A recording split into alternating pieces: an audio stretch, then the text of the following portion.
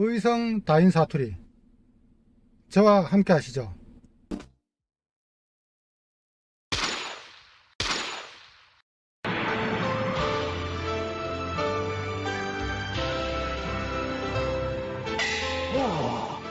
지난 49회에서 186번에서 바로 189번으로 건너뛰었기 때문에 두 개의 번호가 빠졌습니다. 오늘 그 번호를 바로 잡아서 189번부터 시작하겠습니다.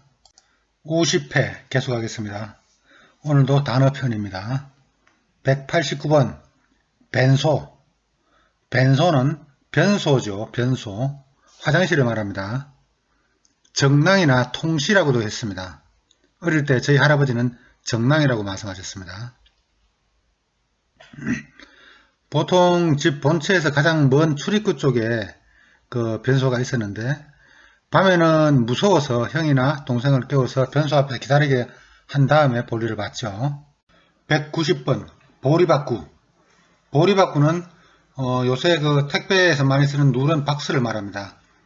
보리박구가 왜 보리박구인지 정확히 제가 어원은 잘 모르겠습니다만은 박구는 일본어 학고에서 오지 않았나 싶습니다. 학고에서 뒤에 명사가 연결되면은 박고가 되죠. 그래서 보리박고에서 발음이 좀 변해서 보리박구가 되지 않았나 생각이 됩니다. 191번 복상. 복상은 복숭아를 말합니다. 저희 동네에서 가수원이 아닌 비탈에 한두 그루 자라는 복숭아 나무에서 열리는 복숭아는 농약을 치지 않고 자연적으로 자라서 그런지 온통 벌레 투성이에다가 진물이 줄줄 흘러서 제대로 먹을 수가 없습니다.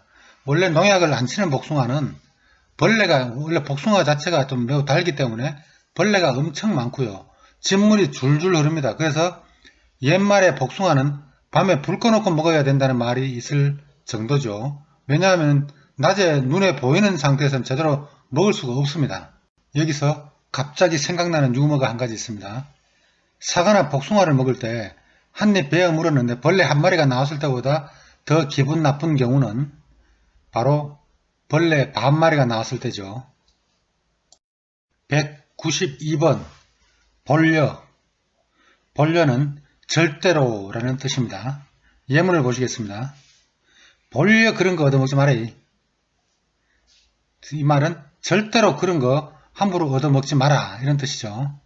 이 단어는 저희 집에서도 저희 아버지만 쓰셨던 단어입니다. 저희는 이런 단어를 쓰지 않았습니다. 그런 것이 몇 개 더 있는데요. 두 가지만 보시면은 일빈과 심심하금이라는 단어를 보시겠습니다. 일빈은 금방, 방금 전에 이런 뜻이죠. 일빈 밥 먹고 또 먹나? 뭐 이럴 때 쓰는 단어입니다. 근데 제가 네이버에 검색을 해보니까 혹시나 싶어서 검색을 해보니까 금방, 조금 전에 라는 뜻의 경북 북부지방 사투리라고 나와 있습니다. 심심하금은 개별적으로, 따로따로, 뭐 이런 뜻으로 볼 수가 있겠습니다. 예문을 보시면은 심심하금 덜어서 농개 먹으라. 이 말은 개별적으로 따로따로 덜어서 나누어 먹으라 이런 뜻이죠. 이 말을 추측하건대 아마 친정이 예천이신 할머니 영향인 것 같습니다. 할머니가 이런 말을 쓰시니까 그 아버지 형제들도 이런 단어를 쓰셨던 것 같습니다. 뭐 저희는 이런 단어를 쓰지 않았지만은 저희 작은아버지들도 이런 단어를 쓰시는 걸 제가 본 적이 있습니다. 그러니까 아마 할머니 영향에 따라서 예천에서 쓰던 말이 아마 저희 집에서도 쓰이지 않았나 생각이 됩니다. 193번 볼테이. 볼테이는 볼태기, 볼입니다. 다인말에서는 제가 여러 번 설명을 드렸는데 단어 마지막에 오는 기는 이로 바뀝니다. 예를 들면 짝대기는 짝대이, 꼭대기는 꼭대이, 자치기는 자치에서 자치로 기가 결국은 빠졌죠. 이런 식으로 볼태기에서 기가 이로 바뀌어서 볼테이로 단어가 변화됐습니다. 생각나는 일화가 하나 있는데요. 중학교 때 이혜건이라는 수학 선생님이 있었습니다.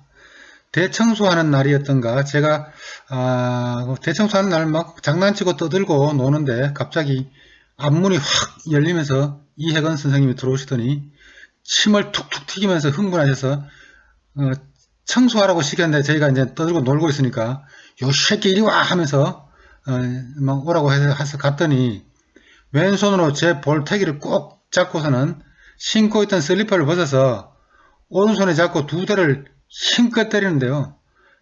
정말 눈물이 날 정도로 볼태기가 떨어져 나가는 듯이 아팠습니다.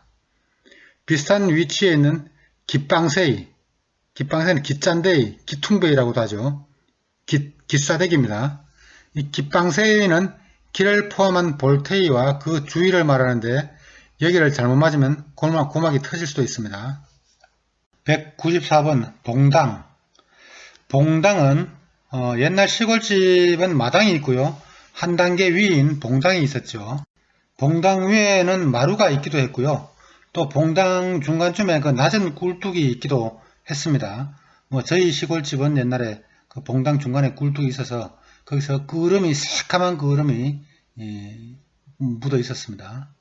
또한 방과 방을 왔다 갔다 할 때는 봉당을 통해서 이동을 했습니다. 예문을 보시겠습니다. 봉당에서 놀지 마래, 널진데. 이 말은 봉당에서 놀지 마라, 떨어질지 모른다, 이런 뜻이 되겠죠. 봉다서, 제가 여러 번 설명을 드렸는데요. 명사 이응에, 명사가 이응에로 끝날 경우에 이응에는 생략이 됩니다. 빠집니다.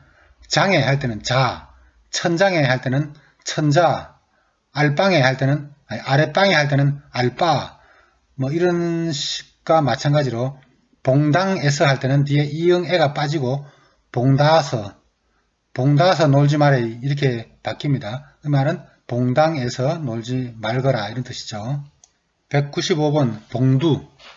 봉두는 쪽대로 곡식을 담을 때 듬뿍 위에 넘치도록 담는 방법입니다. 반대는 시수가 되겠습니다. 예문을 보시면 선생님이 이제 그 학교 다닐 때 저희한테 이런 말을 했습니다. 이번 일요일에 각자 이삭죽기에서 봉두로 2대씩 월요일까지 가져오도록. 저희는 그 시골에 있는 학교였기 때문에요. 학생들의 한 90% 이상이 집에서 다 농사를 짓는 농가였습니다. 그래서 가을에 추수가 끝나면은 거의 전 대부분의 학생들이 이삭죽기를 해서 2대씩, 나락 2대씩을 학교에 제출하게 되어 있었습니다. 여기서 선생님들은 봉두 2대씩 가져오라고 요구를 했죠.